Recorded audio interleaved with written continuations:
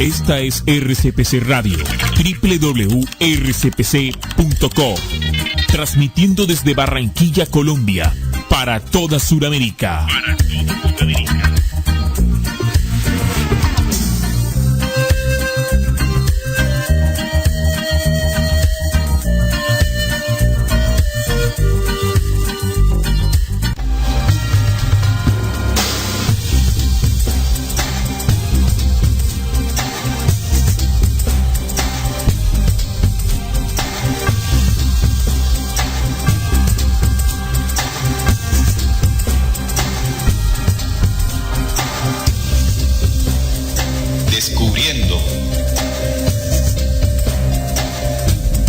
La certeza en la búsqueda de la verdad. Muy buenas noches, amigos oyentes, bienvenidos todos ustedes a Descubriendo con la certeza en la búsqueda de la verdad. A partir de este momento nos disponemos a compartir con todos ustedes un tema, una investigación que nos sirva de herramienta para seguir avanzando por el camino de la real esencia de la verdad. Cada 8 días aquí en www.rcpc.co, en Descubriendo a las 7:30 todos los viernes, traemos un tema de aquellos que hace mucho tiempo no quisieron que supiéramos. Lo que comparte Descubriendo, la mesa de investigativa, es una propuesta de información, de investigación propia de lo que esta mesa investiga diariamente. No debe ser considerado inmediatamente como una verdad absoluta, pero tampoco debe ser rechazado. En consecuencia, cada uno de ustedes ampliará la información, la comprobará, la complementará con lo que ustedes han investigado. Lo que sí no podemos hacer es rechazar de inmediato, es una acción negativa de nuestra propia inteligencia que no debe prosperar. Nuestros diferidos son los martes a partir de las 9 de la noche, aquí también en www.rcpc.co. Pueden visitar nuestra página descubriendo.com.co, de allí pueden descargar los audios de los programas anteriores y por supuesto también pueden ver los diferentes videos que hemos venido realizando.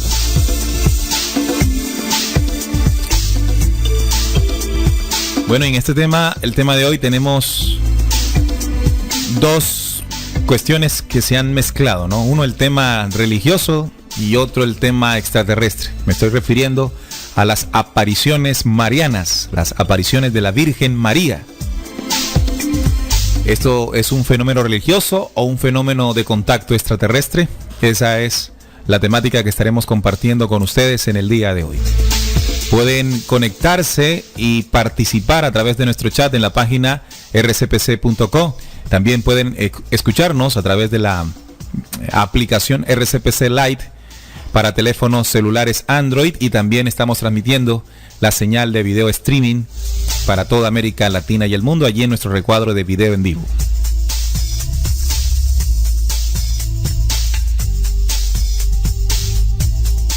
Saludo a nuestros compañeros de mesa de trabajo. Salim, bienvenido a Descubriendo con la certeza en la búsqueda de la verdad. Hola Neil, un saludo para la audiencia y mis compañeros de mesa. Ya estamos preparándonos aquí para abarcar el tema del día de hoy, ¿no? Sobre las apariciones marianas, donde pues vamos a tratarnos, según nuestra investigación, de dilucidar qué es todo esto, ¿no? Si realmente es el fenómeno religioso que hemos aprendido, si hay un fenómeno más extraterreno que pueda darnos luces en lo que ha venido sucediendo en varios momentos de la humanidad. ¿Qué, Juan? ¿Cómo estás? ¿Cómo vas? Muy bien, un saludo para la mesa de trabajo y también para nuestros queridos oyentes que ya se encuentran en sintonía. Y bueno, esperando que esta investigación les aporte para aclarar un poco más este tema fenomenístico desde las religiones. Bien, también nos acompaña nuevamente Jorge Isaac, no el de la María, sino aquí el de Descubriendo. Hola Jorge, bienvenido. Hola, buenas noches Neil, Juan y Salim, y a todo el público que escucha. Bueno, apariciones marianas, un fenómeno que se ha tomado la religión para ella, y hoy miraremos si son de ellas o son contactos extraterrestres. Bien, amigos oyentes, ya estamos todos dispuestos. Recuerden que pueden compartir con nosotros en el chat. Ya lo está haciendo bien temprano. Cristina nos saluda desde Santa Marta. Un fuerte abrazo para ella. También a través del WhatsApp 304 Repito, 304-361-5881. 304-361-5881. Allí nos pueden contactar, escribir, complementar sobre la temática que estaremos compartiendo con ustedes. Bien, hablemos de las apariciones marianas. Hagamos la introducción al tema de hoy. En el catolicismo, las apariciones de la Virgen María son las manifestaciones de ella, de la bienaventurada Virgen María, las apariciones marianas, también llamadas mariofanías, ante una o más personas. Se puede presentar esto, una o más personas, en un lugar y tiempo histórico determinado. Algunos han sido reconocidas por la Iglesia Católica, otras muchas no. Algunas de estas apariciones han dado origen a lugares de culto o peregrinación, conocidos como santuarios marianos. Marinos es otra cosa.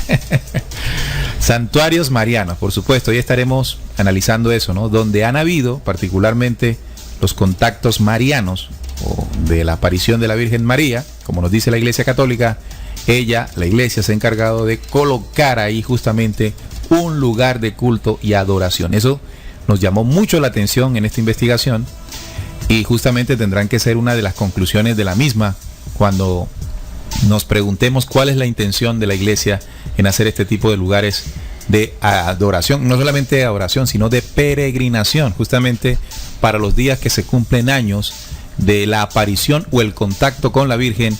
Llegan una cantidad de religiosos turísticos a estos lugares. Por supuesto, esto genera cada año una gran cantidad de ganancias de dinero para las arcas de la Iglesia. Uno de estas apariciones marianas más famosas, digámoslo, es en México, ¿no? En México tiene una tradición muy, muy fuerte con la aparición de la Virgen de Nuestra Señora de Guadalupe.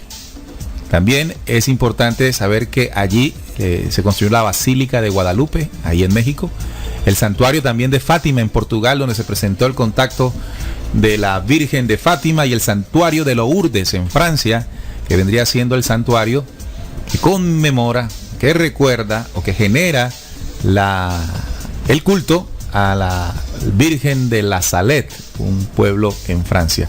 Otras han sido inspiradas en la creación de orígenes religiosos, como la Orden de las Carmelitas, la Orden de los Mercedarios, la Orden de las Concepcionistas, entre otras más.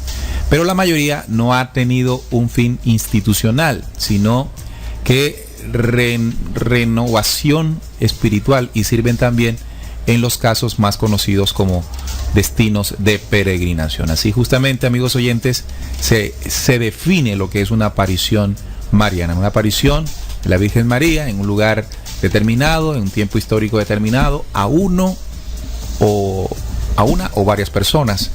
También es importante recordar en la definición que donde se ha presentado ha quedado un culto, un lugar de culto. Las llamadas apariciones o manifestaciones de la Virgen María son fenómenos que aparentemente suceden a lo largo de la historia de la Iglesia. La Iglesia Católica ha reconocido muy pocas, ¿sí? No todas las apariciones de la Virgen han sido consideradas verdaderas por la Iglesia Católica. Aún estas son consideradas revelaciones privadas, dejando a los fieles una libertad de creer en ella o no. Es importante esa temática. Me llamó mucho la atención, amigos oyentes, sobre lo que teológicamente la Iglesia Católica percibe de las apariciones marianas. Incluso se han escrito documentos en los que se hace referencia a cómo es considerada. Por ejemplo, en la teología de la católica se ha acentuado la consideración negativa de las manifestaciones, ya fueran epifanías, pero sobre todo las marianas, tendencia articulada ya desde el siglo XIV por Gerson. Se le considera como revelación privada a las apariciones de la Virgen, revelaciones privadas, las cuales siempre han sido tratadas con sumo cuidado y reserva entre los formadores católicos, aduciendo testimonios como los siguientes. Por ejemplo, y me llamó la atención aquí es donde quiero resaltar lo que la Iglesia piensa de ellas, ¿no?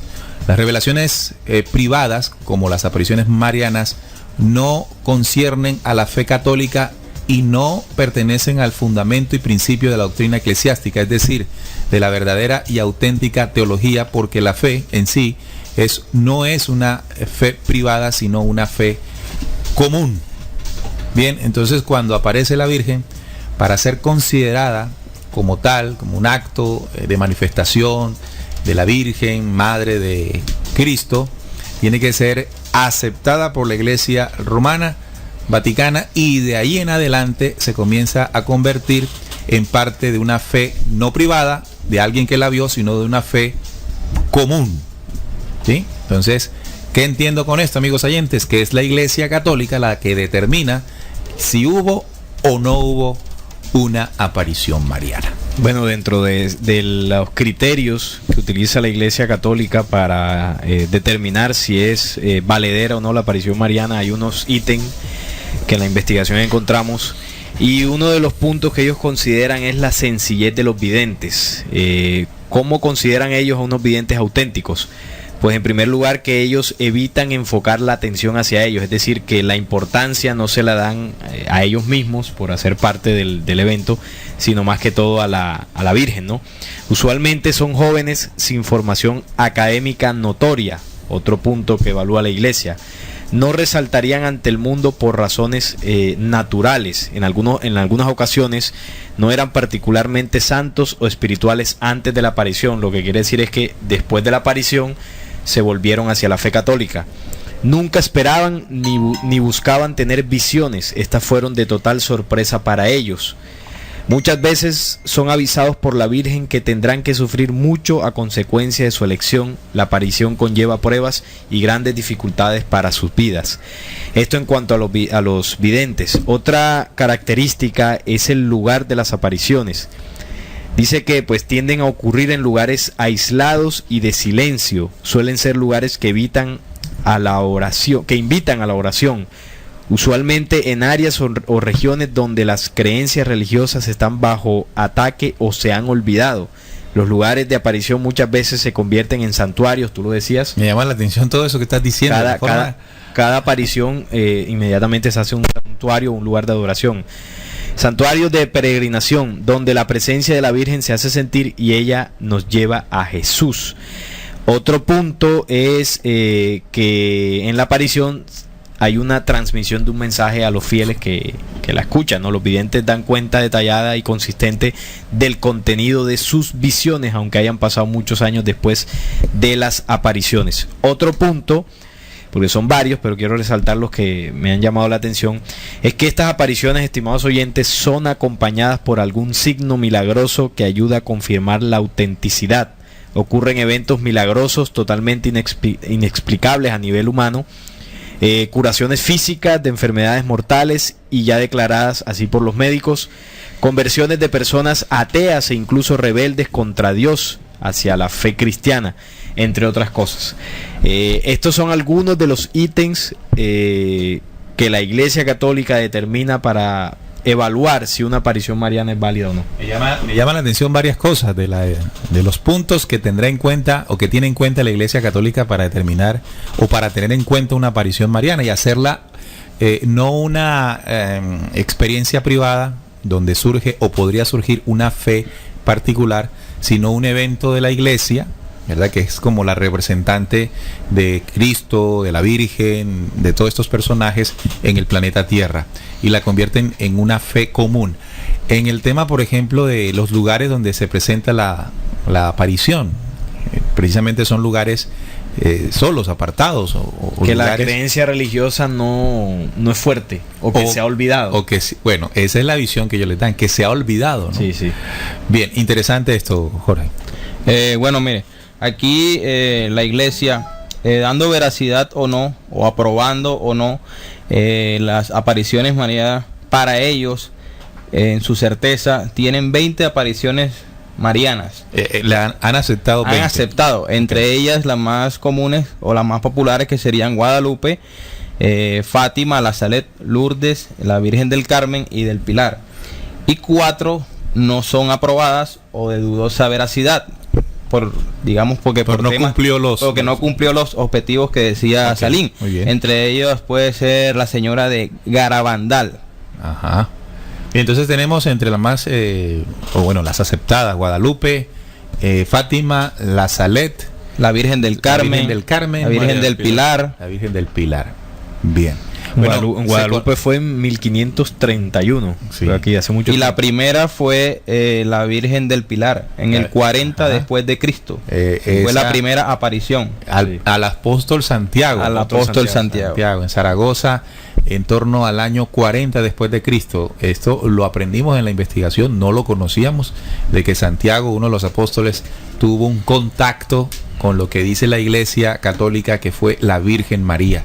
Luego aparece la Virgen de Monte Carmelo, manifestada en San Simón Stock. En la Edad Media aparece en Puy, aproximadamente en el 1392.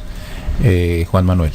Bueno, haciendo alusión a lo que nos estaba relatando Jorge ahora, ¿no? La Iglesia Católica tiene estipuladas unas categorías para, valga la redundancia, catalogar este tipo de fenómenos. Exacto, tiene categorías dudosas, las falsas y fraudulentas, y las aprobadas. Dentro de las características de ese fenómeno tornado dudoso, dice que todas las apariciones empiezan en esta categoría, por cuanto que no se puede asumir que esté ocurriendo algo sobrenatural de parte de Dios hasta que no se efectúe una evaluación completa. Hasta ahí es dudosa la procedencia de ese fenómeno. Y quien le pone el sello, la marca de que justamente fue la Virgen la que se contactó con alguien, es la Iglesia Católica. Así es, aquí lo vamos a ver. Cuando dicen que son falsas, después de las evaluaciones, muchas de las apariciones dudosas son determinadas como falsas de acuerdo con los criterios de discernimiento de la Iglesia, que vamos a ver más adelante. No todas las apariciones falsas son un fraude. Puede ser que la persona vidente era sincera, pero errada por razones de engaños satánicos, problemas mentales u otras razones. Es decir, que cuando se presenta esto también hay que ver la condición en la que la persona se encuentra para catalogar de pronto ese fenómeno allí.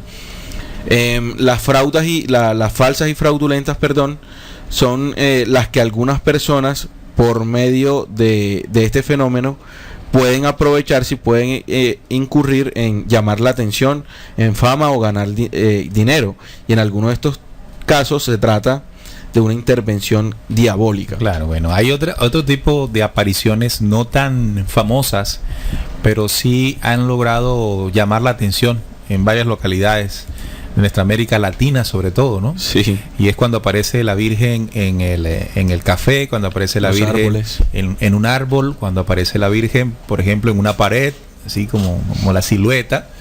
Eso no es considerada por la Iglesia como una aparición como tal. Sin embargo, para los creyentes es una manifestación poderosa de Nuestra Señora, ¿no? Y en torno a esa aparición se puede colocar justamente un lugar de culto. Inmediatamente se ponen flores, velas, y periódicamente las personas que están cerca a esa famosa aparición se congregan allí, a pesar de que la iglesia pues no sea oficial. Así es. Y por último, las que tú estabas diciendo, ¿no? Las aprobadas por la iglesia, que deben ser por un obispo o por el papa, son la pequeña minoría de las apariciones reportadas, y solo la iglesia tiene la autoridad para declarar el estatus de una aparición.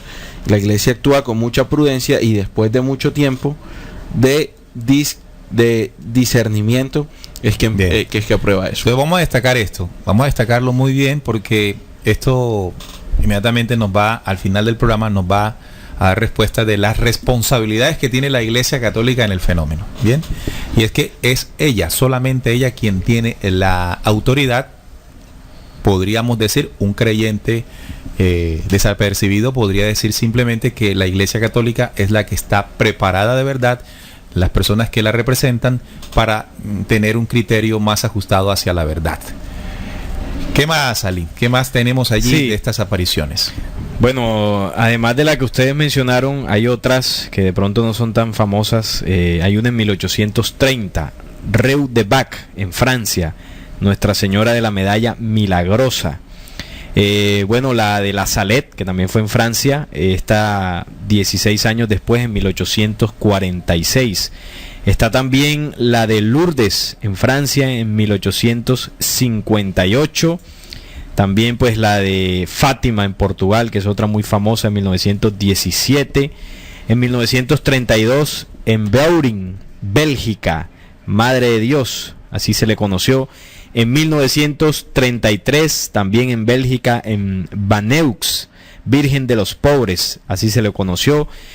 Y bueno, varias apariciones que ha autorizado la Iglesia Católica, pero también me llama la atención el proceso de aprobación que hacen, ¿no? Para catalogar la veracidad. El primer paso que ellos hacen es la declaración favorable del obispo, es decir, una vez se da el fenómeno, el obispo pues, de la localidad se acerca al lugar, pregunta qué pasó, recopila las pruebas, y una vez el obispo lo apruebe, se da un permiso por parte de la Iglesia Católica para celebrar una liturgia, es decir, una especie de misa, ¿no?, en el lugar que santifique el acontecimiento. Luego que santifique el acontecimiento. Sí, luego de esto viene un reconocimiento papal, es decir, ya se le manda una autorización directamente al Papa, y él es quien, pues digamos, da el sello final para que esto sea reconocido como una aparición mariana, y finalmente se le da a esto un reconocimiento litúrgico, que es el más alto grado de aprobación, con la inserción oficial de la aparición en el calendario litúrgico, que ya es cuando, bueno, todo hace parte ya de las, digámoslo así, del santoral de la Iglesia Católica, digamos, en estas apariciones marianas, y ahí es donde ya se convierte en un lugar famoso de adoración. Incluso se construyen templos, se construye un templo, congregar los creyentes. Sí, la construcción de templo va directamente ligada, acompañada a la aparición. Otra cosa muy importante que ha ocurrido con frecuencia, por ejemplo, se cumplió para la aparición de la Virgen de La Salette en Francia y la Virgen de Fátima en Portugal, que de las personas, en este caso niños, que tuvieron el contacto, terminaron haciendo parte de la Iglesia Católica. Eso también es muy llamativo. Bien, vamos a hablar de las más importantes, porque reflexionando sobre ellas y observando ciertos aspectos de esos contactos, de esas apariciones de la Virgen, podríamos concluir cosas bastante interesantes.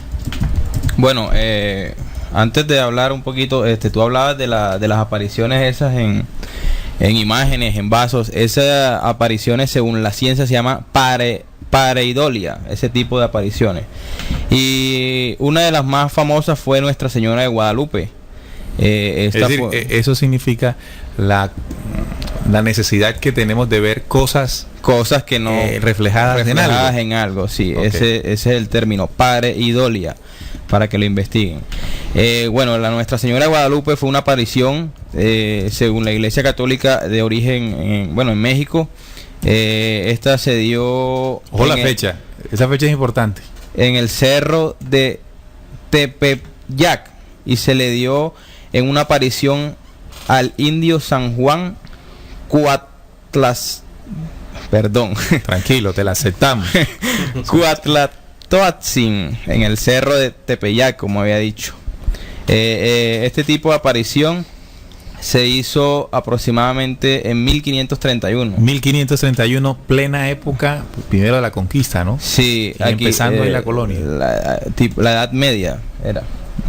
No, ya había pasado la Edad Media. Empezaba el Renacimiento, acuérdense que ya en la época del aproximadamente para la fecha de diciembre.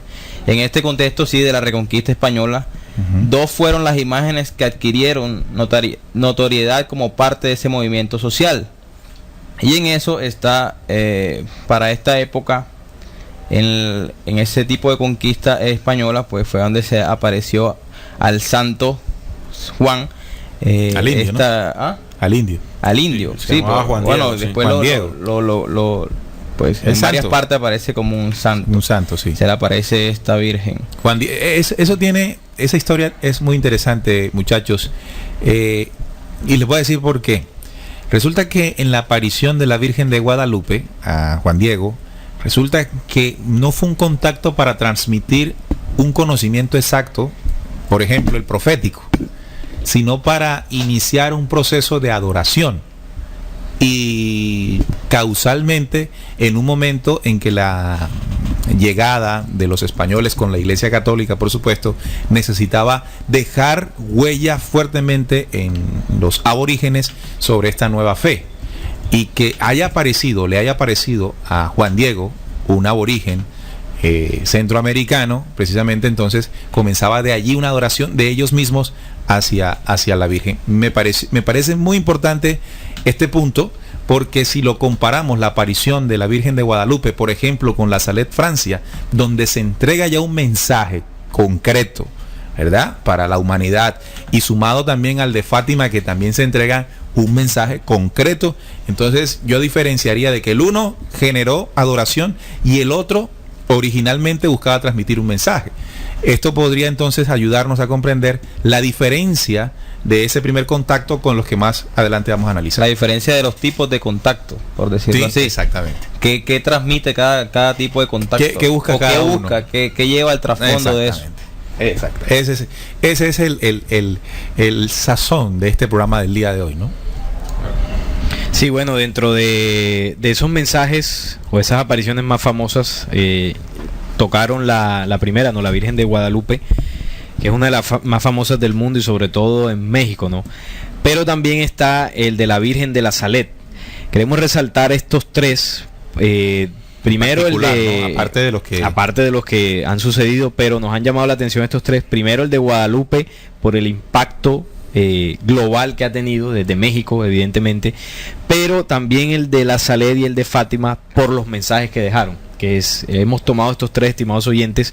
Evidentemente hay otros que han generado otros efectos, pero estos queremos resaltarlo. El de la Salet, bueno, se dio el 19 de septiembre de 1846. Se dio en el pueblo de la Salet Falabaux, en Francia. También es la advocación del santuario que se edificó en el lugar de la aparición. Dos jóvenes pastores llamados Melaini Calvat, de 15 años, y Maximino Giraud, de 11 años, relataron cómo el sábado del 19 de septiembre de 1846, hacia las 3 de la tarde, en una montaña cercana al pueblo alpino de la Salet, vieron aparecer dentro de una luz resplandeciente, más brillante que el sol, una bella dama en llanto que se dirigía a ellos. Primero sentada y llorando con la cabeza entre las manos, la bella dama se levanta y habla largamente en francés y en patois, dialecto del occitano, la lengua de los niños. Los explica que llora por la impiedad imperante en la sociedad y los insta a renunciar a dos pecados graves que se habían hecho muy comunes: la blasfemia y no tomarse el domingo como el día de descanso. Esto dice la historia, ¿no? Y de asistencia a la misa, es decir, no tomaban el domingo como descanso y tampoco se iba a misa. Predice castigos espantosos que se darán si la gente no cambia y promete la clemencia divina a los que cambien. Finalmente pide a los niños que recen, hagan penitencia y esparzan su mensaje. Toda la luz dentro de la cual se presenta y que envuelve completamente a los tres viene de un gran crucifijo que lleva sobre el pecho, rodeado de un martillo y unas tenazas. Lleva sobre los hombros una cadena y al lado unas rosas. Su cabeza, su cintura y sus pies están también rodeados de rosas. Esto según el relato, por supuesto. Vestida de blanco con un chai rubí y un delantal dorado. Al final la bella dama sube por una pendiente y desaparece entre la luz. Después de 5 años de investigación, el obispo de Grenoble, el señor Philibert de Brulard, reconoce la autenticidad de la aparición. El Papa Pío IX aprobó la devoción a Nuestra Señora de la Salet. Es decir, como lo mencionábamos ahorita en los pasos para darlo como valedero, primero fue el obispo de la zona y luego el Papa. Hablemos un poco de aspectos de esta aparición antes de pasar a la siguiente, que va a ser la aparición de la Virgen en Fátima, en Portugal, en 1917. Esta fue en 1846, 19 de septiembre, en la que aparece una mujer. Se contactó con 2 niños. Llama también la atención que estos 2 contactos, amigos oyentes, esta mujer lo hace a través de niños siempre, personas muy jóvenes. Esto también cabe analizar, ¿no? ¿Por qué buscaría esta mujer contactando a niños y no, por ejemplo, a personas de mayor edad? Sin embargo, analicemos primero en esta narración que nos hace Salim, cómo fue que llegó, ¿no? Dice que fue una luz, una fuerte y luz que enceguecía, donde venía esta mujer y apareció de manera repentina a estos 2 niños, uno de 15 y uno de 11, una de 15 y una de 11. Y luego del contacto, justamente entrega la información pidiendo que además sea replicada, otra cuestión muy importante. Sí. Ella pide que sea replicada, una vez entrega la información, de la misma manera que llega, pues desaparece. Siempre en el momento en que llega y desaparece esta famosa luz muy brillante, que es el mismo caso de Fátima en Portugal, y tendríamos que hablar de eso también. Vamos a pasar y hacer comparaciones luego, Salim y Jorge, con estimados oyentes. Vamos a pasar a la de Fátima y comenzamos a buscar cosas en común, puntos en común, para que nos ayuden a entender qué hay detrás realmente de este fenómeno. Bueno, ok, la Virgen de Fátima tuvo su origen en los testimonios de 3 pastores llamados Lucía dos Santos, Jacinta y Francisco Marto. 2 niñas y un niño, sí. Quienes afirmaron haber presenciado varias apariciones marianas en la cova de Irina, Fátima, en Portugal, entre el 13 de mayo y el 13 de octubre de 1917. Bien, detente ahí. Entonces la aparición de Fátima no fue una sola vez. No, fueron varios. Fueron de mayo hasta octubre. 6 veces. 6 veces. Sí, señor.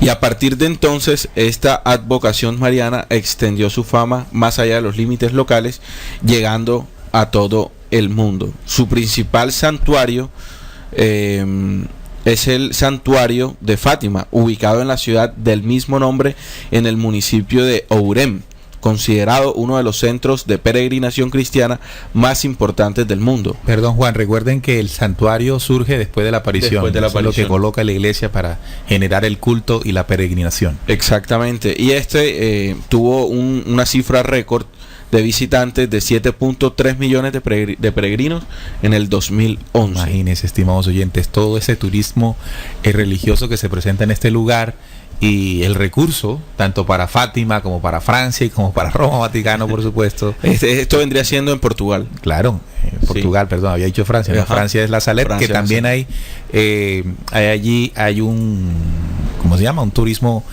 religioso. Recordemos cómo se llama ese santuario allí en Guadalupe, en Francia. El nombre del santuario. Aquí lo tenemos aquí. Bien, bueno, se nos perdió el dato. Sí, el Lourdes. Bueno, mientras lo busca, voy a saludar a los oyentes que ya están en sintonía. Por ejemplo, después de Cristina nos saludó Derely. Derely nos dice: buenas noches, un saludo desde Houston, en Estados Unidos. Un fuerte abrazo. Un fuerte abrazo, sí. Bien, ya estamos aprendiendo el inglés. Derely, buenas noches, un saludo desde Houston, un abrazo. Andrés Verdugo nos dice, él está en Santa Marta: hola, buenas noches, reportando sintonía desde Santa Marta, fuerte abrazo. Hola, Andrés. También Félix, que está allá en Ecuador, en Guayaquil, creo. Sí, creo que está en Guayaquil, Ecuador. Hola a todos, acá Félix reportando sintonía desde Guayaquil, ahí está. William también está conectado desde los Estados Unidos, justamente exactamente en Hastings, Nebraska. Saludos desde de William, la flaca, Miladies y la señora Irene. Un fuerte abrazo, hermanos, y abrazo para todos. También Karen Lorena, que está en Barranquilla, nos dice: saludo a la mesa de trabajo Descubriendo, conectada desde el trabajo. Saludos de Jacqueline, Nini y Karen Lorena. Hay 3 compañeras escuchando el programa. También Leticia, que está en México, allá donde es la adoración de la Virgen de Guadalupe. Esto es una adoración, pero de las más fuertes que hay en el continente americano, la de la Virgen de Guadalupe. En el caso de nosotros acá es la Virgen del Carmen, que también es considerada, ¿no?, dentro de de las apariciones. Pablín dice: hola, mesa de trabajo, acá Pablín desde La Plata, Argentina. Tengo una consulta. Jesús había dicho que no había que decir culto a ninguna imagen, que no había que que rendir culto a ninguna imagen. Si esto es así, ¿cómo justifica la Iglesia hacer lo contrario a lo que Jesús recomendó? Bueno, la Iglesia Católica tiene una cantidad de inconsistencias impresionantes que cualquier persona que haga un análisis inteligente pues lo determinará. Félix de Ecuador también nos dice, incluso en el Antiguo Testamento dice que no había que inclinarse a imágenes, Isaías 4, 40, 18, Salmo 135. Pero el sincretismo religioso con todas las tradiciones paganas han mezclado todo e incluido la idolatría en el falso cristianismo. El santuario de la Salet es Nuestra Señora de la Salet y es el segundo más visitado después del de Lourdes, el más famoso allí en Francia. Bueno, voy a relatar el contacto de Fátima. Ajá. Para ver las posibles coincidencias, ¿no?, que puede tener con el de la Salet. Sí. El domingo 13 de mayo de 1917 los 3 niños fueron a pastorear sus ovejas como de costumbre en un lugar conocido como Cova de Iría, cerca de su pueblo natal de Fátima, en Portugal. Lucía, que es una de las niñas del contacto, describió haber visto sobre una encina a una mujer más brillante que el sol, vestida de blanco, con un manto con bordes dorados y con un rosario en las manos, que les pidió que retomaran el mismo día y la misma hora durante 5 meses consecutivos. Es decir, ahí, la cita era a la misma hora en el mismo sitio durante 5 meses, de mayo a septiembre, encomendándoles el rezo del rosario. Francisco declaró no escuchar ni hablar con la señora, sino solo verla, que es otro de los niños. Asombrados, corrieron de regreso a su pueblo y lo anunciaron a todos, encontrándose con la previsible incredulidad de sus vecinos, incluyendo los padres de Lucía. En cambio, los padres de Jacinta y Francisco les creyeron. Los niños anunciaron más apariciones. El día 13 de los meses de junio a julio, tras la segunda aparición en junio, declararon que se les había anunciado la muerte de Jacinta y Francisco a causa de la mortífera epidemia de gripe conocida como gripe española que asoló Europa y América. En los mensajes que los niños transmitían, la Virgen exhortaba al arrepentimiento, a la conversión y a la práctica de la oración y a la penitencia como camino de reparación por los pecados de la humanidad. Paulatinamente, los niños experimentaron una transformación profunda basada en la práctica de la oración y ejercicios de piedad. Como forma de disciplinarse, los niños comenzaron a llevar cordones apretados alrededor de la cintura y a realizar distintas obras de penitencia o mortificación. Algunos de los mensajes transmitidos por los niños presagiaban guerras y calamidades en el mundo. Según el relato de Lucía, el 13 de julio del 17, en una cueva de Iría, Fátima, les fue confiado a los niños el llamado secreto de Fátima, dado a conocer por la Santa Sede durante el pontificado de Juan Pablo II. Después del relato de la tercera aparición que concluyó o incluyó la revelación del secreto de Fátima, los niños fueron secuestrados por mandato del alcalde de Vilanova de Curén y sometidos a castigos físicos con el objetivo de que revelaran el contenido de ese mensaje. En posteriores retornos, los niños fueron seguidos por miles de personas que se encontraban en el lugar. Entre las recomendaciones, según los testimonios de los niños, la Virgen hizo hincapié en la importancia del rezo del Santo Rosario para la conversión de los pecadores y del mundo entero. La Virgen María también habría pedido la construcción de una capilla en el lugar, capilla que fue el germen del actual santuario de Fátima. Bien, aquí hay muchas cosas interesantes. Lo primero que tenemos que recordar es que lo que está narrando Salim es la versión que surgió desde la última niña que sobrevivió, en este caso Lucía.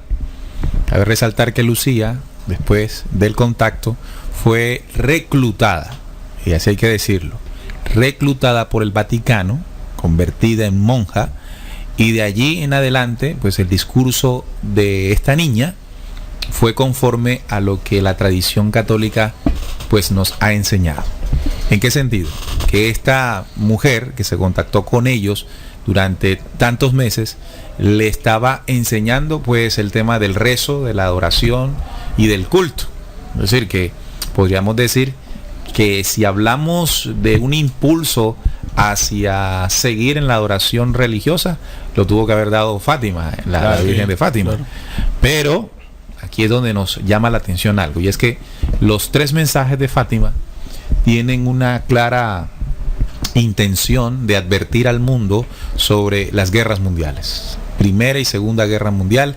En 1917 se estaba viviendo precisamente la Primera Guerra Mundial, 1914 a 1919, y en medio de ese contexto de guerra aparece este contacto. Luego, dentro del segundo mensaje de la Virgen de Fátima, advierte de un segundo enfrentamiento internacional, de una guerra mundial. Y por supuesto, el tercer mensaje de Fátima, que sufrió una variación importante, trastornos, cambios. Un cambio, porque se guardó, incluso se violentó lo que originalmente fue el mandato de la mujer que se contactó con los 3 niños, en el sentido de revelarlos en tiempos específicos. La Iglesia Católica mantuvo en secreto más de lo debido el tercer mensaje de Fátima, y revelando al final de que no se trataba de otra cosa, sino del atentado que sufrió Juan Pablo II en el año 1982. Esa línea 81, perdón. Esa línea de sucesos narrados o advertidos por esta mujer a estos 3 niños se desfasa en el tercero, ¿no? Porque los 2 primeros están refiriéndose a enfrentamientos bélicos, y el último pues pareciera tomar otro rumbo, a lo que inmediatamente esto pues nos debe alertar. Sí, en el segundo también advirtió este contacto, advirtió que la caída comunista de la Rusia también se iba a llevar a cabo. Y también otra cosa que en el contacto les dijeron a los tres niños fue que las niñas, una de las niñas y el niño, iban a morir de una gripe española, así como lo dijo Salín. Aquí tengo el dato exacto, que Francisco y Jacinta cayeron enfermos en diciembre de 1918. Francisco no se recuperó y murió el 4 de abril de 1919, y Jacinta mejoró un poco de salud, pero después de un tiempo sufrió una pleuritis purulenta y fue internada en el hospital de Villanova, en donde murió el verano de 1919. Entonces, solo a 2 años después de la aparición. Francisco murió solamente un año después, y Jacinta, perdón, murió en 1919. Bien, hay 2 cosas en común en estos contactos. La Virgen, entre comillas, prefirió hablarle a niños. Yo diría, sí. O pensaría que como la intención era que se retransmitiera el mensaje que había entregado, hubiese la suficiente juventud de ahí en adelante para transmitirlo. Lo que no contaba, por ejemplo, estas apariciones, es que inmediatamente iba a ser posesión de ellas la Iglesia Católica. U otra cosa también podría ser no estarían los niños tan atiborrados de lo que habitualmente estamos ya los adultos, como para recibir un mensaje de ese calibre. Sí, otra coincidencia en el contacto es que en ambos la descripción habla de que ambas mujeres brillaban, o sea, tenían una luz, estaban envueltas en una luz resplandeciente. En el caso de Fátima se dice que de la Salet, que era más brillante que el sol, y en el de Fátima también se dice lo mismo, que era una mujer más brillante que el sol, ambas vestidas de blanco. O sea que las características del relato, ¿no?, la forma en que se dio lo que los niños vieron tanto en Francia como en Portugal, obedecen a muchas similitudes. Entonces, el otro punto coincidencial, además de ser niños y que ambas relatan que brillaban más del sol, es que ambos contactos entregaron mensajes para ser difundidos. Recordemos que Fátima le encomienda a los niños que repliquen el mensaje, y también la de la Salet hace lo mismo. Me llama la atención también algo, ¿no? Si bien las historias están contadas en un contexto católico religioso, porque pero es la versión que llegó hasta nosotros. Claro, la versión que llegó hasta nosotros después que la Iglesia intervino y aprobó todo esto, lo llamó aparición mariana. Se dice que ambas tenían rosarios, una la tenía en la mano, la de Fátima, y la de la Salet en el pecho. Ambas contactos se referían a calamidades en la humanidad y llamaban a un cambio, ¿no? A un arrepentimiento, a darse más a lo que es la fe católica. Pero en el caso de Fátima me llama la atención que ellos empezaron a cambiar su comportamiento cuando empezaron a tener los contactos, es decir, sufrieron transformaciones de sus actitudes. Lo que me llama la atención de que quizás la mujer que se les presentó les entregaba algún tipo de conocimiento, algún tipo de herramientas que ellos empezaron a practicar y que ahora se confunde con rezo, oración y el tema del rosario, obviamente por la versión de Lucía. Intencionalmente la iglesia lo distorsiona. O intencionalmente, exacto, desde la versión de Lucía, que se volvió a la iglesia católica, y ella pues interpretó o le enseñaron de que lo que le estaba haciendo la mujer era incentivándolos al rezo, rosario y todo. Miren que tengo la versión ya de personas que han venido investigando sobre el fenómeno de las apariciones marianas, no como la Virgen María, sino como mujeres provenientes de lugares estelares, justamente podría ser desde las Pléyades. Escuchemos a este investigador del fenómeno OVNI refiriéndose a ellas. Como el caso de Antonio Rivera, se ha sacado las conclusiones de que la aparición de la Virgen de Fátima en el año 1917 no fue la Virgen, fue un ser que llevaba una escafandra y que lo que llevaba en la mano era una especie de perla. Dicen ellos, no lo digo yo, sino simplemente esa es una investigación científica que se habla de que esa aparición fue una proyección holográfica. Ahora, la danza del sol parece ser que es una nave bioplasmática o una nave energética, como una célula de luz que se aparece y se asemeja como si fuera el sol danzando. Bien, ahí dice entonces este investigador del fenómeno OVNI que ya se ha comenzado a decir que el fenómeno, de acuerdo a investigaciones, de la aparición de la Virgen no es la Virgen como tal, son apariciones de contactos extraterrestres, y que esa danza del sol, como se refirió a esa bola brillante donde vinieron, fue algo común en las dos apariciones, Fátima y Portugal, La Salette y Fátima. Resulta ser que podría ser una nave bioplasmática. Las naves bioplasmáticas son naves que no son como habitualmente uno tiene el concepto de una nave, que es algo metálico, sino que es este tipo de naves brillantes, ¿sí? Brillantes, fuertemente luminosas, y que internamente traen navegantes de las estrellas. Y lo que apareció en el caso de Fátima y también en La Salette, dicen los investigadores UFO, que se refiere a una mujer venida de las estrellas.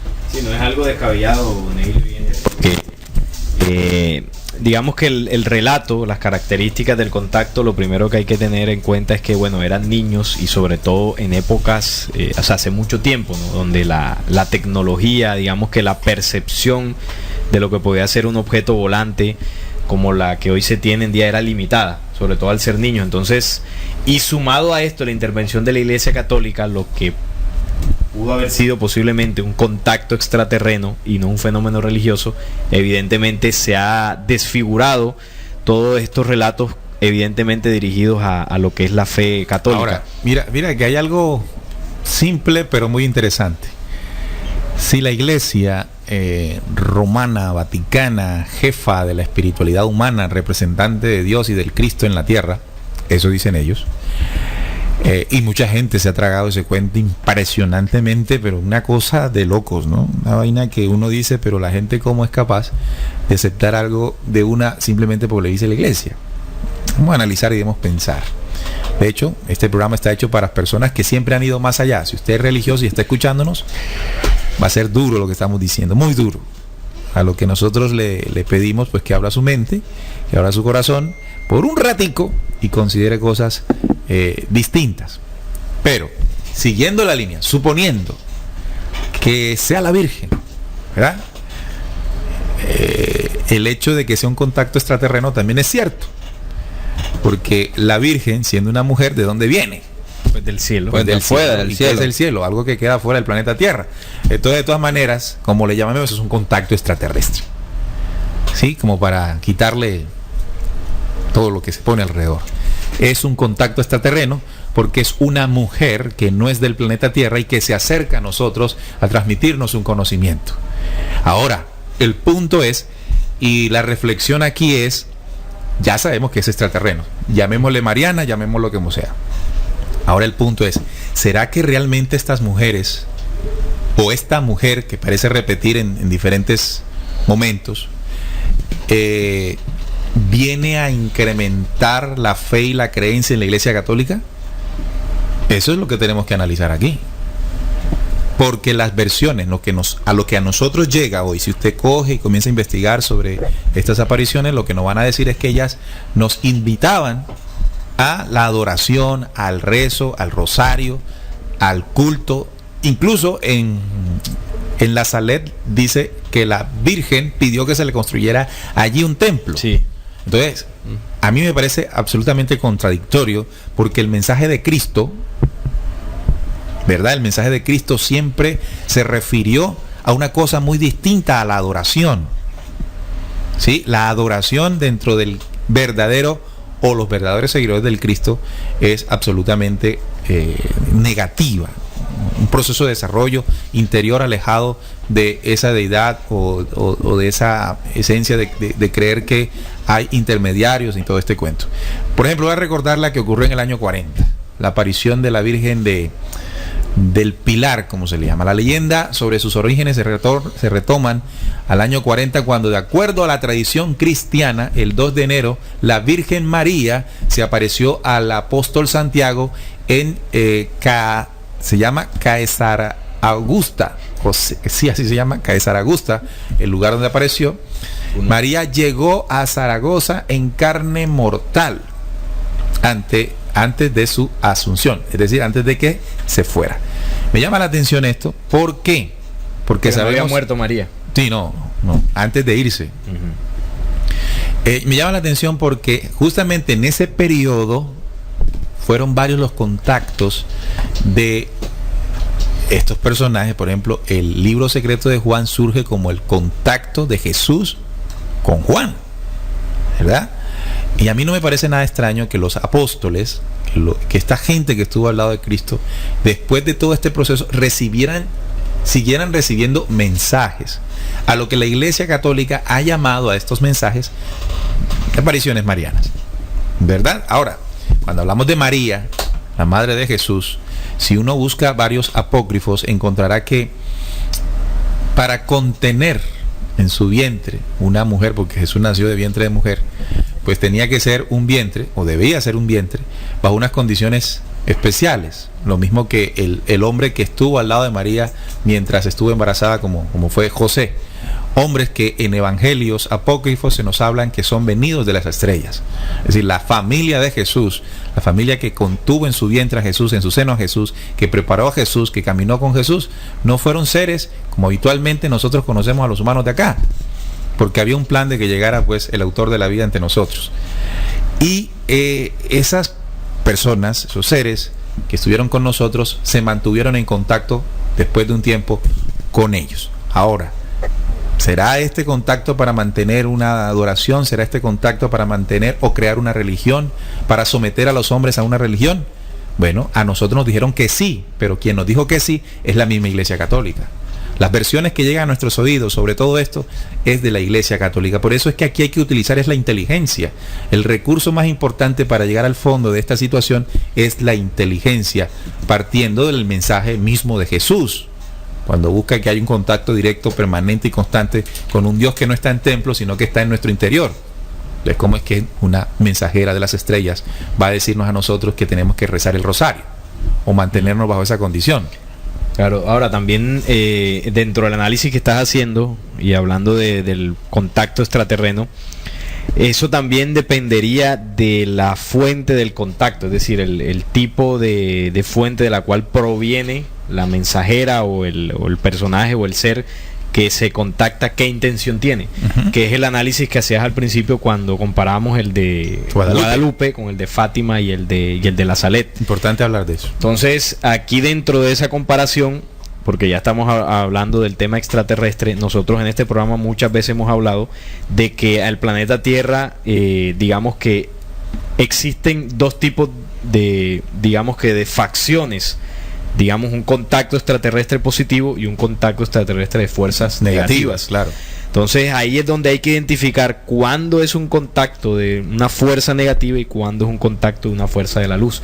Entonces tú hablabas de que, bueno, si en Guadalupe, donde en plena época de la conquista y donde la Iglesia Católica desde Europa requería una fuerte aceptación de esa nueva fe que llegaba a estas tierras, y al encontrarse los nativos con un fenómeno que hoy se dice que fue religioso por parte de la Virgen, evidentemente estamos hablando de que hubo un plan orquestado para que esa nueva fe que llegara tomara fuerza, y evidentemente no solamente en medio de los en nativos, medio de la conquista, en medio de los nativos, ¿no? sí, y en medio del contexto de la conquista, pero donde no solamente la sangre y la tortura sirvió para que se aceptara, sino también hubo una serie de fenómenos donde el ser humano pues tiende por impulso espiritual pues a adorar este tipo de cosas. Bien, entonces aquí tú lo acabas de decir muy bien, muy claramente, estamos hablando de un plan bien orquestado en el que indiscutiblemente pues no está detrás de él los mensajeros de la luz. Entonces estamos hablando de un tipo de contacto o fenómeno realizado por la fuerza oscura que habita este planeta, ¿no? Sí. Para para dar inicio o para fortalecer, sí, para fortalecer la fe en la Iglesia Católica por parte de los nativos mesoamericanos del momento. Y vaya que le funcionó, porque hasta el sol de hoy nosotros vemos un arraigo completo en la adoración a la Virgen de Guadalupe. Ahora bien, ¿cómo hacen entonces estas entidades extraterrenas o los grises para hacer un tipo de aparición como la de Guadalupe, o como la de la señora allí en la pared o en el vaso? Porque son proyecciones, este tipo de entidades negativas, para generar un alto o un fuerte impacto que genere fanatismo y adoración, que es sumergir el espíritu del hombre. Al final busca y pretende sumergir al espíritu humano en el impulso de la creencia, del fanatismo, para que el ser humano no trascienda más allá de lo que está destinado para nosotros como el crecimiento espiritual. Bueno, para dar un poco de explicación a cómo ocurre este fenómeno, nosotros ya hemos tocado aquí este tipo de proyecto. Se llama el proyecto Blue Beam, que es en base a unas imágenes dadas holográficamente. Entonces, esa podría ser una de las estrategias, pero vamos a escuchar un poco más sobre esto para ver que cobra vida un poco. Dice que específicamente el show consistiría en proyecciones del láser de múltiples imágenes holográficas en diferentes partes del planeta, cada una recibiendo diferentes imágenes de acuerdo a la fe religiosa predominante en la región. No será excluida ni una sola área, con animación de una computadora y efectos de sonido que parecerá venir de profundidades del espacio.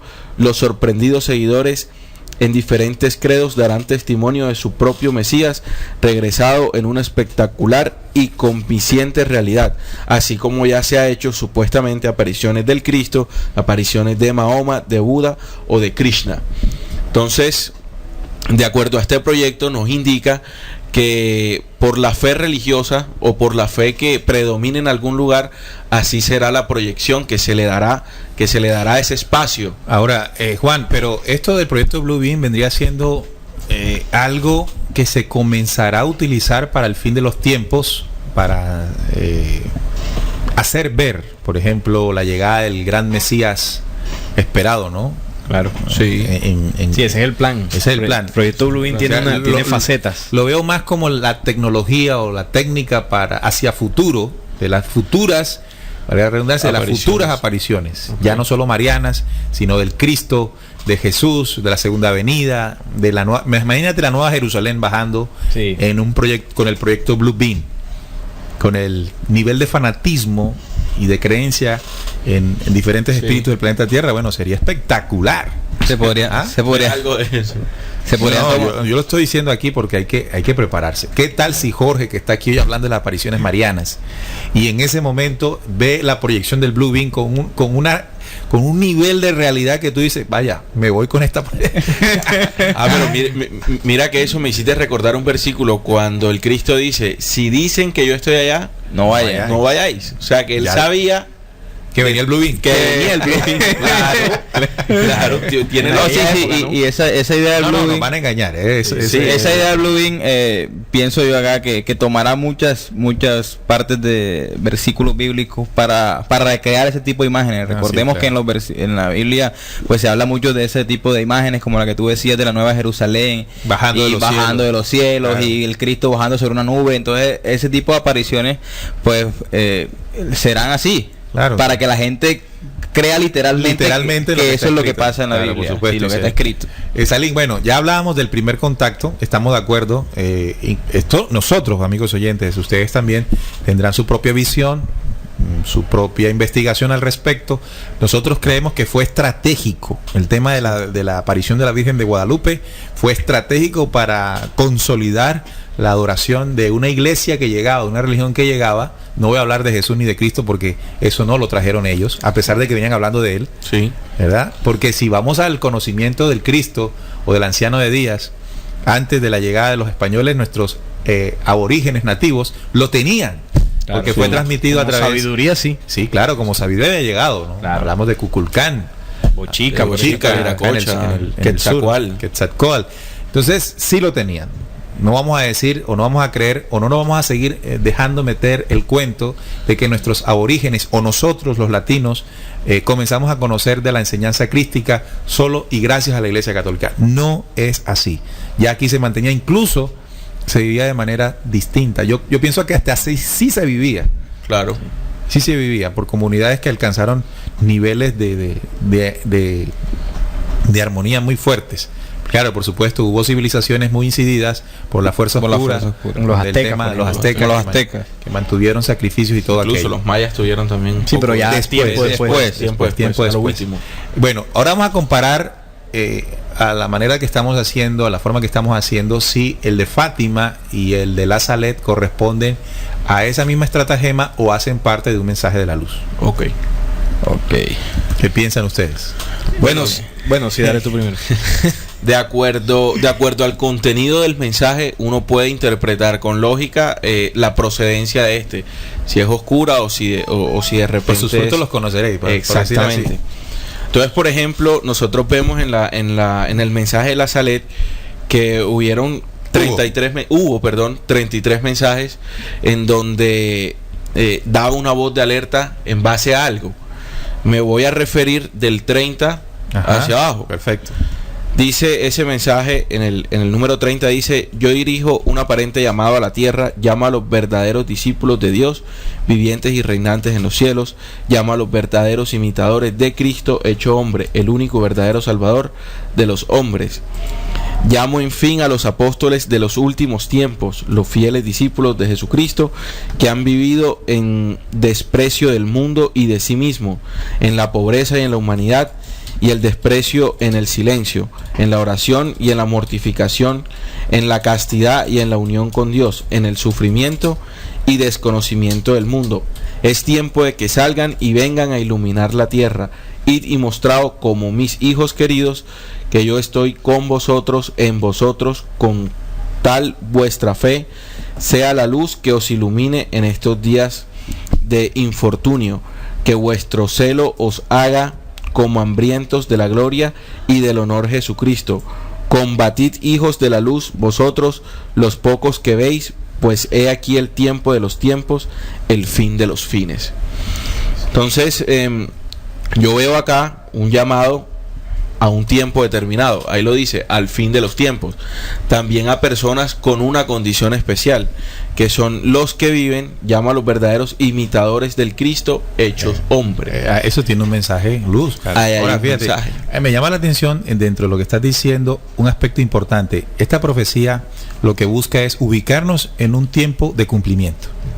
Un tiempo de cumplimiento que proféticamente se le conoce como fin del tiempo o fin del mundo, o tradicionalmente fin del mundo. No me gusta decirle fin del mundo porque fin del mundo siempre está asociado a muerte total. Escucha, borra todo el mundo. Viene enseguida a la mente se borra la película 2012 que es, se borra todo el planeta, toda la distorsión, más nadie. Toda la distorsión profética tiene mucho que ver con la poca interpretación que tenemos sobre lo que es el fin del mundo. Por eso le llamo mejor fin del tiempo.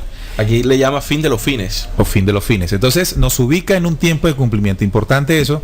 que lo hizo en 1846 esta mensajera de la luz, conforme a esto que estamos diciendo. Además de esto, permíteme, Jorge, Sí.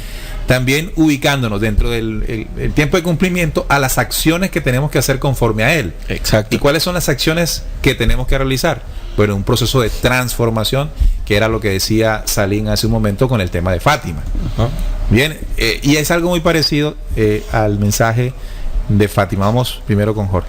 Bueno, mira, en las 33 profecías de la Salet, obviamente las últimas se traslada hacia un tiempo que quizás en este tiempo estemos viviendo, porque ya como hablaba Juan, se hablaba de un tiempo de transformación de la humanidad, porque vendrían muchas catástrofes o vendrían muchos cambios fuertes en el planeta, tanto a nivel del ser humano como a nivel de la propia tierra, Claro, ¿no? que vendrían siendo y social, económico y políticamente. Sí, y de todo. Entonces me llama la atención una, porque al final de esos tiempos, porque se habla de, o sea, las últimas hablan, dice que la iglesia será eclipsada y el mundo se hallará en consternación, pero hay una salvación, y dice: pero he aquí que Enoc y Elías, llenos del Espíritu de Dios, ellos vendrán y predicarán con la fuerza de Dios. O sea, habla de la venida de O los sea, dos habla de la venida de los dos testigos, Ok. que también habla en la Biblia.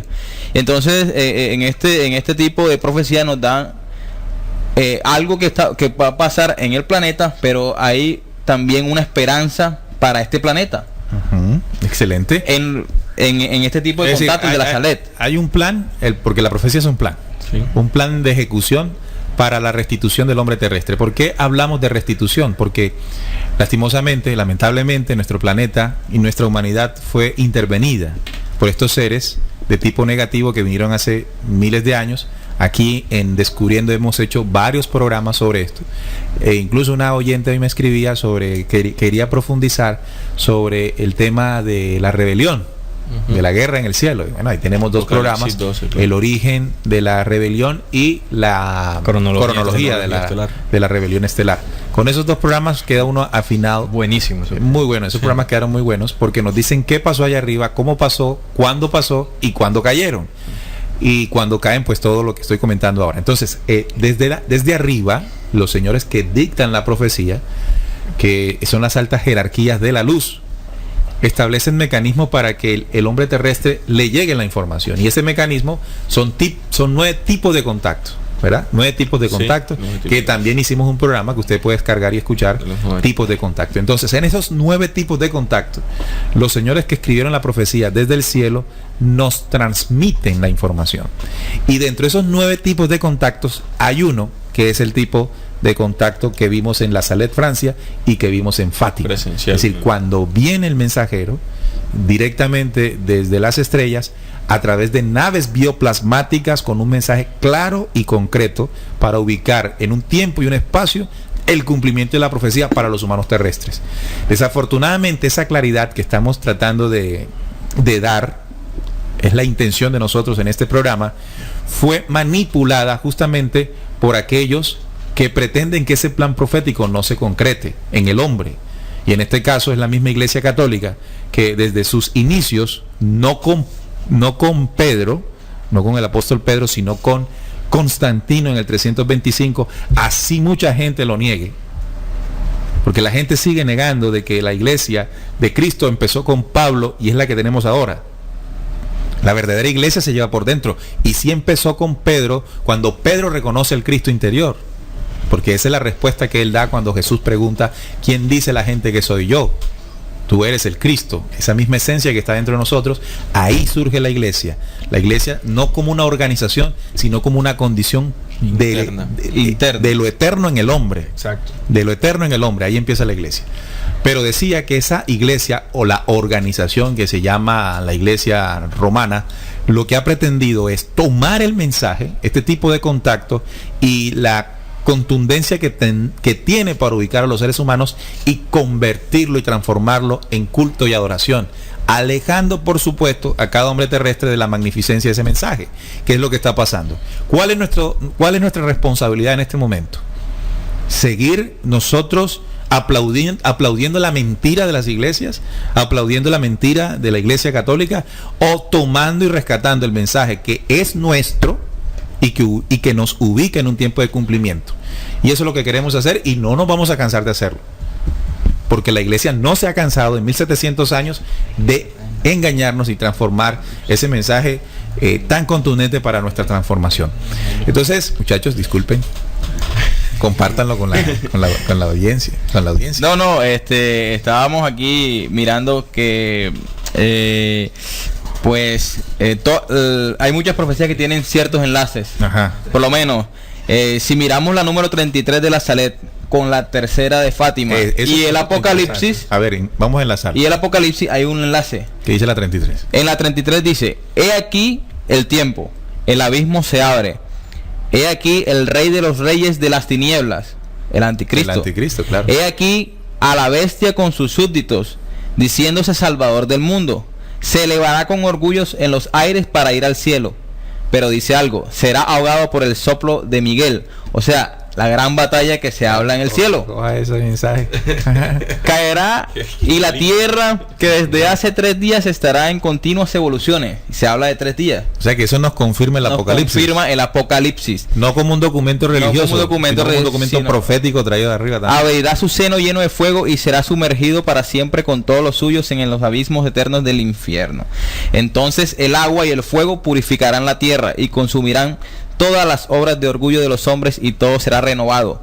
Dios será servido y glorificado. Entonces, esta la encajamos. Se cumple la profecía. Se cumple la profecía y se cumple también lo que en el Apocalipsis se habla de la gran batalla en el cielo y estelar. Y se habla de la llegada de la bestia, del anticristo. Pero antes de la llegada de eso, se habla que existe una guerra. Claro. Y es claro, obviamente sí, la tercera guerra mundial. La tercera guerra mundial, que es el tercer mensaje de Fátima. Entonces, eso no es como dijo. No es lo de Juan Pablo II, que lo hirieron y después otra vez lo volvieron a herir. Yo he venido pensando una cuestión. ¿Cuál será miren, aquí uno se roba algo en el planeta Tierra y te meten preso, ¿no? Aquí te vuelas un semáforo y te ganas una multa. Cualquier cosa que tú violentes como ley de los hombres, pues pagas. Yo me imagino cuál será el castigo, no de un juzgado terrenal, sino de la misma ley eterna que escribió el mensaje profético para el hombre, cuando lo toma una organización, se adueña de él, lo tergiversa y lo oculta. O sea, imagínese si usted se vuelve un semáforo, lo que le cobran aquí. Imagínese usted lo que significaría tomar un mensaje profético para la reivindicación del hombre terrestre y es manipulado. ¿Cuánto costará eso ante las leyes eternas? Demasiado es poquito. No, yo quiero estar ahí para ver cuánto vale eso.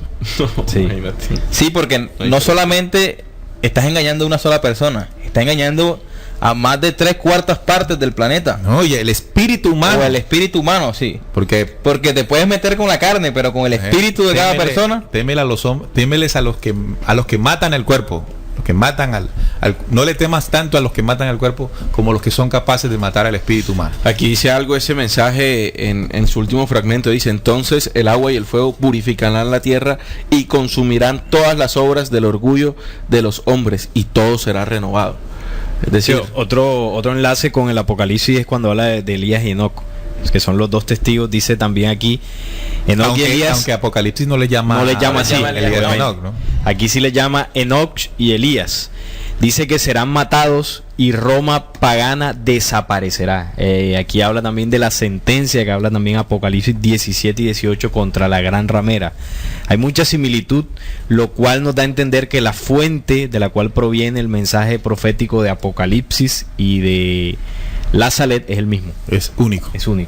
Entonces, aquí se nos diferencia inmediatamente el mensaje de la Salet y de Fátima con el de Guadalupe. El de Guadalupe lo único que sirvió fue para intensificar culto y adoración. Igual que aquí el de la Virgen del Carmen. Entonces, cuando usted vea un contacto de esto, que lo único que ha producido es fanatismo y adoración, eso no es un contacto de las Pléyades para transmitir un mensaje profético. Esa es una estratagema de los grises, de estas proyecciones holográficas, de estos proyectos Blue Beam, para mantener al humano terrestre bajo la condición del quinto impulso, el segundo día, que se llama fanatismo y creencia. Igual estos también pretendieron hacerlos con ese mismo fanatismo y esa misma devoción, por lo que sus templos son los más visitados en Europa. La diferencia es el mensaje que en estos tiempos se descubre de estas dos fenómenos, ¿no? Ahora, imagínate, ¿quién de ustedes fuiste tú que nos diste las cifras de la cantidad y millones de personas que llegan anualmente, precisamente en los días en que sucedió el contacto, ¿no? Por ejemplo, el 19 de septiembre en Francia, me imagino el movimiento de feligreses a llegar a este templo y culto, peregrinación. Claro. Sí, que hay muchas personas católicas que en esa fe se disponen, por ejemplo, o ir a Roma o ir a Jerusalén. Se gasta mucho dinero. Y entonces hay una plata, hay lo que se llaman los famosos tours. ¿Sí? Se organizan tours y eso vale una plata, de acuerdo al lugar donde usted vaya, y se convierte en lugares de peregrinación donde se vende, por ejemplo, para entrar tienes que pagar. Si te quieres llevar un recuerdo de la Virgen de Fátima, entonces bájese del bus, o sea, pague. Sí, la cifra exacta fueron 7.3 millones de peregrinos. Solo en 2017. Solo en 2011. 2011. Recuerden que se cumplieron los 100 años del contacto de Fátima en el año 2017. El año pasado. El año pasado, imagínese usted eso. No, tremendo. Ese día. Ese negocio tan grande. Ese negocio, hombre, eso a mí me da tristeza, porque yo me imagino unas personas que van allá con la devoción de contactarse con la Virgen y yo creo que lo último que se hablaría allí es, miren, el tercer mensaje, prepárese para la Tercera Guerra Mundial, viene el anticristo, le va a poner el microchip, ¿ya está preparado? ¿Le dirán eso al feligrés que llega allá? No, ¿verdad? Entonces ahí es donde digo yo, ¿cuánto costará haber negado esa información a ese que se gastó la plata para ir allá, en el lugar justamente donde aterrizó? Bueno, en términos nuestros, ¿no? Descendió esa mensajera de las Pléyades. Además, dentro de lo que estás diciendo, porque estos contactos, bueno, fueron por unas mujeres a unos niños. Pero yo en la investigación recordaba, decía, a los niños los cogió la Iglesia Católica, los adoctrinó, se manipuló el mensaje.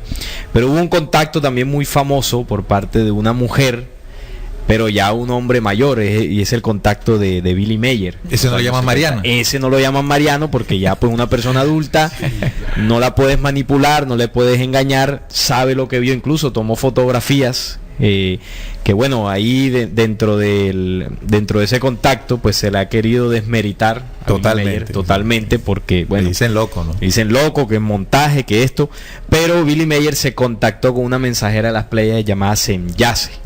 En los años 70, él cuenta la experiencia, se le permitió tomar registros fotográficos, videos de las naves e incluso de la mensajera. Entonces, si uno ve el contacto de Billy Mayer, donde también le entregan información, y lo compara, quitándole todo el velo religioso, con el de Fátima y de la Saled, es lo mismo. Una mujer en una nave brillante, vestida de blanco, le entregó un mensaje, lo llamó, dentro de los mensajes hay muchos que llaman a la reflexión también, a acontecimientos muy fuertes que va a vivir la humanidad, como lo anunció Fátima y también de la Saled. Entonces vemos que es la misma fuente, solo que en este caso de Billy Mayer no se le llamó una aparición mariana, sino un invento de un loco. Si no, en el lugar donde se contactó Billy Mayer hubiese un templo. Exactamente. Claro. Sería la Virgen de Semyase. Y no sería un contacto extraterreno, sino una aparición mariana. No sería tema de ufólogos, sino de religiosos. Allí en Suiza, porque el contacto fue en Suiza, sería otro lugar de peregrinación. Exactamente. Bien, bueno, ahí está muy claro, amigos oyentes, de qué se trata todo esto y qué busca en el fondo. Nuestra recomendación es que usted se dé la oportunidad de conocer el mensaje, así como lo hizo Jorge, Salín y Juan Manuel, y hacer comparaciones con lo que proféticamente se ha entregado en otras fuentes. Y con base a eso, hacer lo más importante, que es lo que al final estas mensajeras quieren en nosotros, y es que, fíjate que ya desaparecen. Sí, se van. O sea, si no les interesa adoración, se quedan. Ellos no les interesa en absoluto que se geste algún tipo de oración. Lo que les interesa es que nosotros atendamos el mensaje, atendamos el llamado y sobre todo nos preparemos. Hubo una batalla estelar, que es la que menciona Apocalipsis 12, la que les decía hace un minuto, de que se produjo fuera del planeta Tierra. Pero desde que cayó el dragón, como lo anuncia Apocalipsis 12, esa batalla se traslada del cielo al planeta. Y ya es una batalla incluso a nivel espiritual. Cuando la Iglesia Católica niega el mensaje o el tercer mensaje de Fátima, distorsiona los anteriores, distorsiona el de la Salet, eso es parte de la batalla espiritual. Es decir, que cuando un ser humano terrestre cae en el fenómeno del fanatismo, es un espíritu que en la batalla cae. Un espíritu que logra caer gracias al ataque de la otra fuerza en el planeta a través de sus religiones, cae. Ahora, ¿qué es lo que pretende el mensaje profético en esa batalla? Han habido otros contactos, ¿verdad? Por ejemplo, así como se refirió nuestro compañero Salín al de Semblance, el de Billy Meyer, también hablamos del de Enrique Castillo. Es decir, que el complemento o parte del plan, además de lo que entregaron estas mujeres, es lo que entregaron otros mensajeros a otros contactos, que ya sale del contexto mariano, simplemente porque ya no fue una mujer sino un hombre, en el caso de Enrique Castillo, Krishnamer. Pero es lo mismo. Ahora, ¿qué pretende este? Retomar, porque el mensaje profético que recibió o la orientación que recibió Enrique Castillo Rincón está como para advertir que aquellos que ya se habían transmitido habían sido distorsionados. Claro. Y que ellos tenían que transmitir como que volviera revertir el proceso. Que volviera a retomar lo que se había dicho. Revertir el proceso. Y a eso súmele el otro proceso del contacto de Carlos Ariel Torres Valencia, que ya hace algo más profundo, y es tomar los mensajes e interpretarlos y colocarlos en un contexto comprensible. ¿Sí? Entonces hay un rescate de lo entregado en estas dos apariciones, que ya no son marianas, a nuestra manera de pensar, sino de este mismo origen extraterreno de las Pléyades, para que nosotros nos ubiquemos en este tiempo-espacio. Algo que me llama la atención de eso que estás hablando, porque yo decía, bueno, en los mensajes, en los contactos, sobre todo los más antiguos, se han distorsionado de una manera pues impresionante. Entonces, cuando en los contactos de Billy Meyer, de Enrique Castillo, de Carlos Ariel Torres, que son de los más conocidos en América Latina, me llama la atención lo que en el contacto de Enrique Castillo le dicen los pleyadinos en la profecía de los 9 tiempos, y él le dice que los contactos cesarían de la forma en que ellos fueron contactados, es decir, que el personaje llega, pues te ves con él y te deja un mensaje. ¿Por qué? Yo analizaba, bueno, evidentemente si ese tipo de contactos serían distorsionados igualmente. Entonces, de alguna forma, la fuente de la luz se asegura de que de ahí en adelante, ellos fueron los años 70, años 80, 70, no habría más contactos de la luz de esa forma. O sea que de ahí en adelante ese tipo de contactos serían solo de la otra fuerza, sí, que ya lo hablaron, se habló aquí en el programa de los 9 tipos de contactos. Pero seguiría otro tipo de contacto, exactamente, que es el 9º. Que ahí es donde las tinieblas no puede llegar. Que es del 7º, 8º y 9º, que ya son tipos de contacto más internos, más espirituales. Eso nosotros lo reflexionábamos también en el programa que hicimos sobre el Benjamín Solari Parravicini, ¿no? Con la sensibilidad especial que él tenía, exacto, para plasmarlos en sus psicografías. Entonces, eso es un tipo de contacto de ese tipo que nosotros que estamos hablando. Es un tipo de contacto contrario, o no contrario, distinto al que recibió Enrique Castillo, por ejemplo, que estuvo contacto frente a frente con un hombre. Este llegó el mensaje profético directamente a él, dictado, lo sentía, lo pensaba, lo dibujaba y lo transmitía. ¿Por qué es dictado? Porque yo una vez lo dije, hay un video en que lo aclaro, un video que le coloqué como nombre o por nombre el cumplimiento de la profecía. En ese video yo aclaro de que para mí el profeta, acostumbramos a decir profeta a la persona que transmite el mensaje. Por ejemplo, en el caso de Isaías, un profeta, o Juan, Jeremías, Apocalipsis. No, estos hombres recibieron el mensaje. Son difusores. O sea, ellos no son los que se inventaron eso. Estos hombres escucharon el mensaje, les dictaron el mensaje, llegó el mensaje a ellos y su función ha sido transmitirlo. ¿Quién para mí es el profeta? O sea, el que anuncia lo que va a pasar. Pues la fuente original, el profeta, el mensaje viene de arriba. No depende del hombre.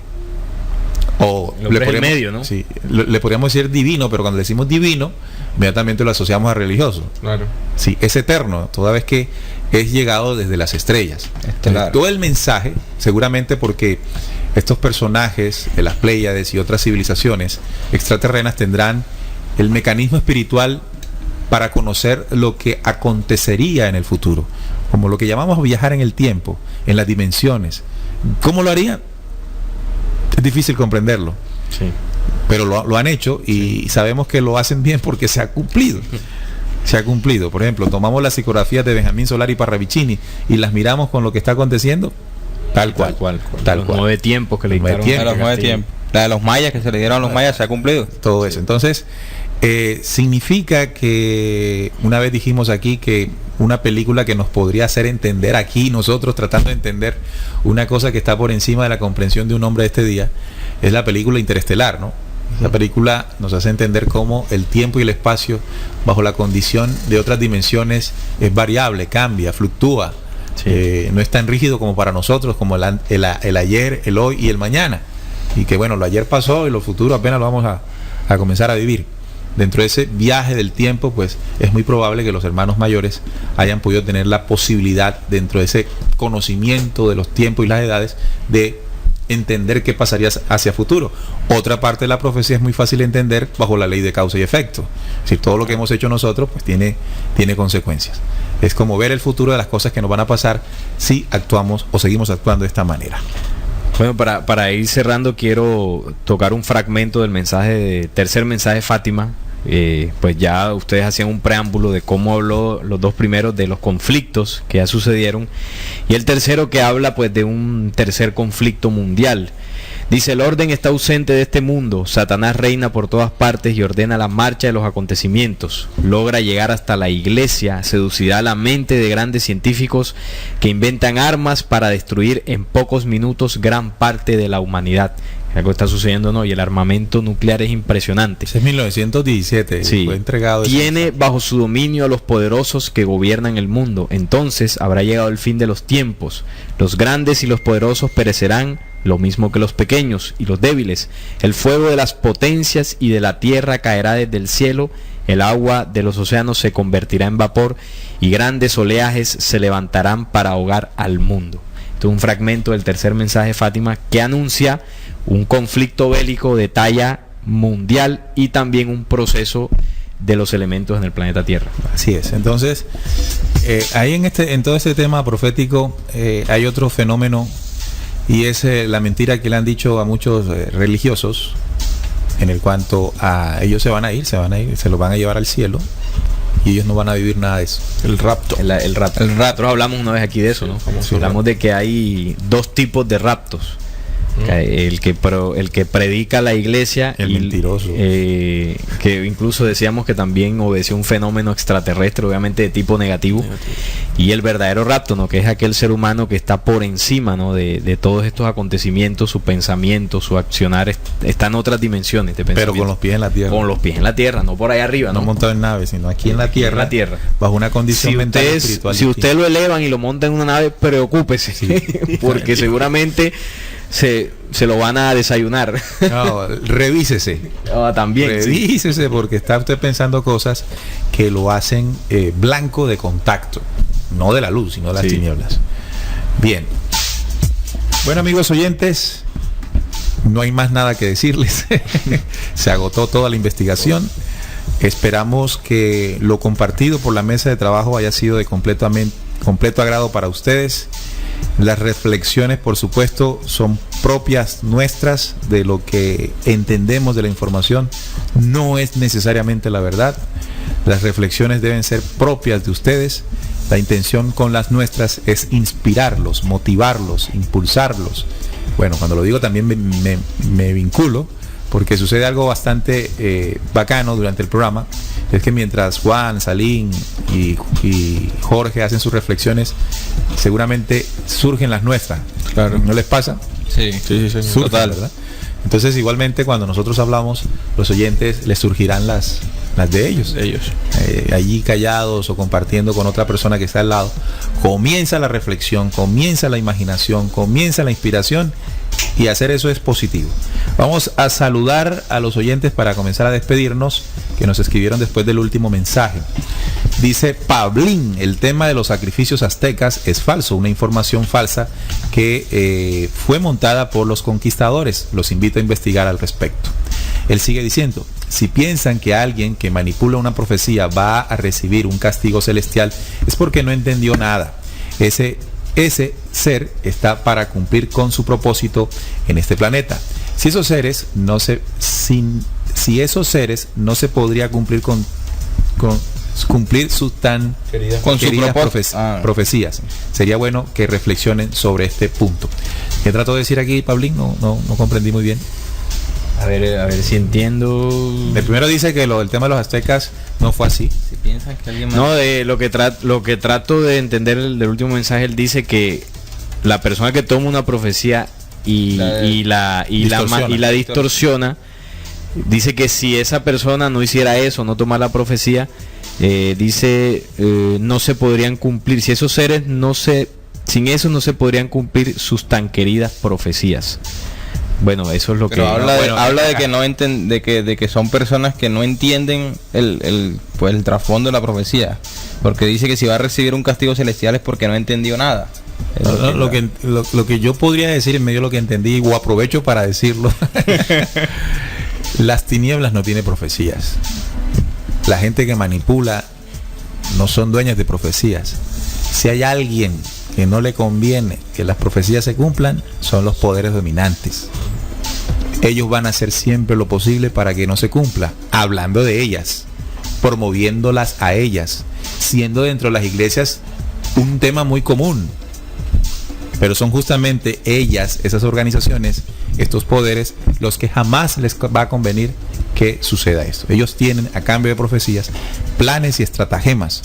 Y esos planes y estratagemas están destinados para que el hombre se pierda del mensaje profético traído solo y exclusivamente por la luz, por la ley del Padre Eterno. Félix de Ecuador nos dice, invité a mi esposa a escuchar.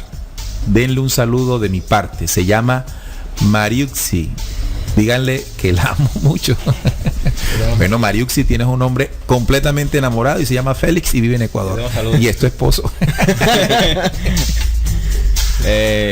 Nelcy Lambraño también está conectada. Israel Lambraño, su hermano desde Baranoa, y su esposa Nancy conectados al programa el día de hoy. También Nancy nos reporta sintonía desde Valencia, Venezuela, nos dice saludos, y también nos saluda nuestro compañero Cristian Díaz Macías, el hombre firme de lo audiovisual. Bien, nos vamos, son las 9:03 de la noche ya. Tenemos que despedirnos. La pasamos bien, aprendimos, reflexionamos. Ahora les invitamos a que nos acompañen el próximo viernes a las 7:30 de la noche con otro tema bastante interesante. Si quieren volver a escuchar lo pueden hacer el martes a las 9 de la noche en diferido. O si quieren descargarlos, los anteriores, entren a nuestra página descubriendo.com.co. Descubriendo.com.co y van a audios. Allí en el menú principal acercan a audios y ahí están los programas anteriores. Bueno, muchachos, nos encontramos el próximo viernes. Agradecerles por su dedicación, por el estudio, y una noble misión, y es compartir lo que se encuentra, ¿no? Con todo el amor y con toda la dedicación, sin esperar que esto sea tomado como verdad absoluta. Un fuerte abrazo para todos ustedes, amigos oyentes, y regresamos el próximo viernes. Les dejamos con la película del viernes de película aquí en RCPC. El tema la película es Los Agentes del Destino. Buena película. Vamos a hacer una especie de corte en el video y arrancamos inmediatamente con la película Los Agentes del Destino. Que estén muy bien. Recuerden, descubriendo con la certeza en la búsqueda de la verdad.